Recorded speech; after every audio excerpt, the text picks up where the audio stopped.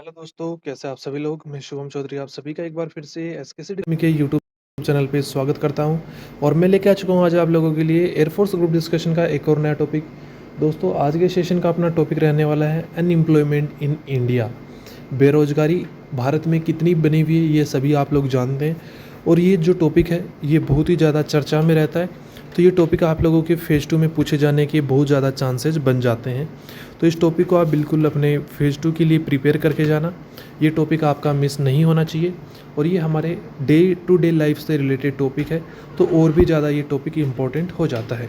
तो चलिए आज के टॉपिक को शुरू करते हैं बिना टाइम को वेस्ट किए हुए। और अगर आप चैनल पे नए हैं तो चैनल को सब्सक्राइब करके बेल आइकन को ऑल पे प्रेस ज़रूर कर लीजिएगा, ताकि आने वाली प्रत्येक क्लास का नोटिफिकेशन आपके पास पहुंच पाए।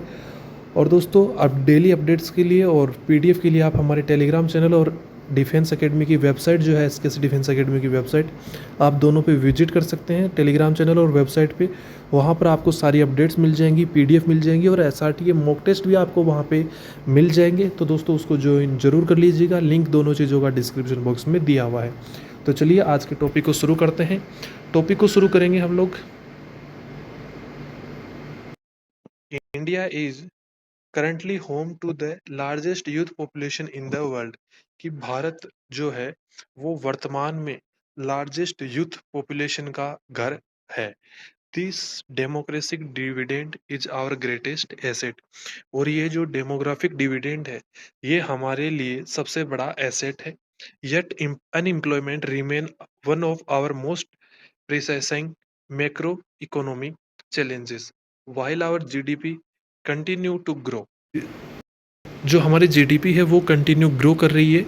We frequently face the paradox of job growths.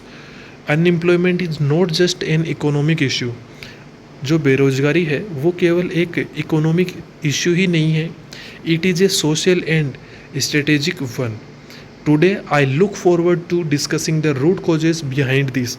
आज हम लोग जानेंगे कि जो अनएम्प्लॉयमेंट है इसके पीछे कौन कौन से कारण हैं, the shifting nature of the job market.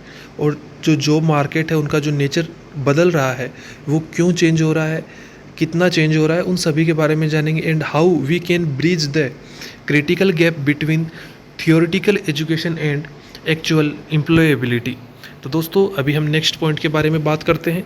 तो नेक्स्ट पहला पॉइंट आपका आता है, the lack of traditional corporate और government jobs has pushed the youth towards self employment।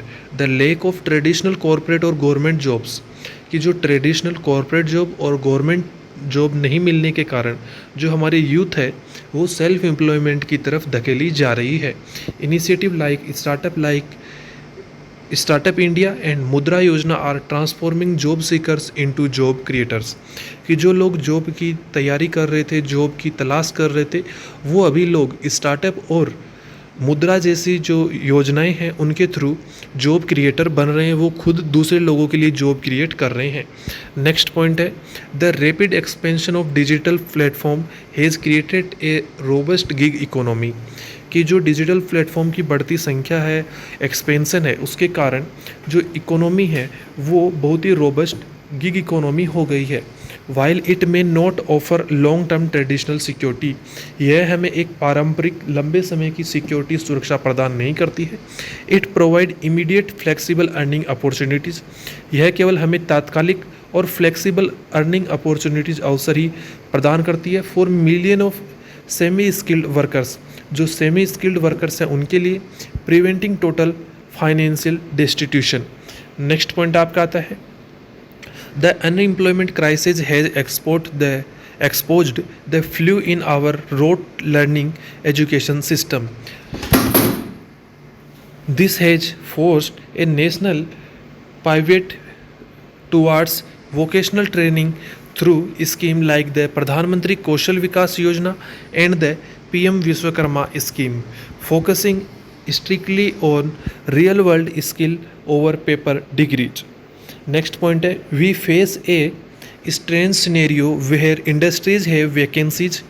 हम लोग एक ऐसा सिनेरियो भी देखते हैं कि जहाँ पे इंडस्ट्रीज़ के अंदर वैकेंसियाँ हैं but graduate lack the specific technical और soft skill required to fill them. लेकिन जो ग्रेजुएट्स हैं उनके अंदर टेक्निकल और स्किल उनके अंदर नहीं है तो उनको उन वैकेंसीज को भर पाना थोड़ा सा मुश्किल है। We have a massive pool of highly educated youth, हमारे पास जो हाईली एजुकेटेड यूथ है हमें उसको खींचने की ज़रूरत है। Who are partially unemployable in modern industries. Next point आपका आता है high youth unemployment lead to serve psychological stress, कि यूथ के ज़्यादा अनएम्प्लॉयमेंट बेरोज़गार रहने से साइकोलॉजिकल स्ट्रेस की जो घटनाएं हैं वो भी बढ़ती है। Ideal youth are more susceptible to radicalisation, substance abuse and crime which directly threaten internal security and social harmony. Next point आप लोगों का इस टॉपिक के लिए आता है frustrated by the lack of meritocratic opportunities and underemployment having to do jobs for below their qualification level, they brightest mind migrate abroad. जो अच्छे पढ़े लिखे लोग हैं उनको अच्छी जॉब्स नहीं मिल पा रही हैं, इसलिए वो दूसरे देशों में चले जा रहे हैं, यहाँ से इंडिया से माइग्रेट हो जा रहे हैं। Depriving the nation of its top intellectual capital. Next point आपका आता है the unemployment crisis hits woman much harder. जो बेरोजगारी है वो महिलाओं को भी बहुत बुरी तरीके से हर्ट कर रहा है। Pushing female talent out of the workforce and increasing overall economy dependency ratio with families. Next point आता है आपका unemployment in India is a complex issue driven by a massive population, कि जो बेरोजगारी है वो भारत के अंदर एक बहुत ही बड़ा इश्यू बना हुआ है जो बहुत ही बड़ी जनसंख्या का मुद्दा है। ए थ्योरेटिकल एजुकेशन सिस्टम, जो हमारा एक थ्योरेटिकल एजुकेशन सिस्टम है, शिक्षा प्रणाली है, and rapid technology distributions. However it is a solvable crisis by aggressively promoting vocational training, embracing the digital gig economy and supporting self-employment, we can absorb this workforce. Next point आप लोगों का आता है furthermore military and government initiative, अगर military और government initiative लेती है that blend discipline with practical, और वो discipline को practical के साथ जोड़ के applied स्किल डिग्रीज के अप्लाई करते हैं and creating a new breed of highly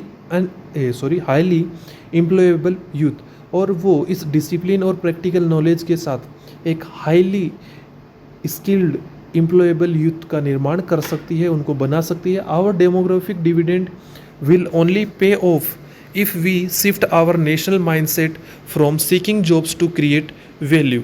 तो दोस्तों इसी के साथ आज का आपका टॉपिक कंप्लीट होता है। आज का आपका टॉपिक कैसा लगा एक कमेंट करके ज़रूर बताइएगा। और दोस्तों ऐसे ही और वीडियोज़ के लिए SKC डिफेंस अकेडमी को सब्सक्राइब कर लीजिए। और दोस्तों मिलेंगे अगले सेशन में अगले एक नए टॉपिक के साथ, तब तक के लिए सभी को जय हिंद जय भारत दोस्तों।